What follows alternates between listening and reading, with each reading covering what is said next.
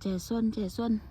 Hôm nay ngày mùng 8 tháng 3 nhưng mà em vẫn đang ở trong cơ sở của em. Hoa thì không có, chỉ có búp chè. Đây, chè xuân bây giờ như cái bãi này nhà em mới đang nảy được mầm như này đây các bác ạ. Trong bãi chè thì có một búi hoa cây cúc tần rõ là mập. Đẹp chưa các bác? Đấy. Đây mới gọi là nhú của một đợt chè xuân đây các bác nhá. Đây thực tế đây. Đây em có quay sát này cho các bác xem này. Chè xuân này. Đấy. Mầm này. Các bác xem nhá. Chè xuân. Chè xuân.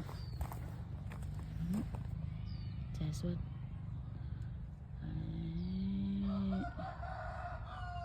Vườn chè.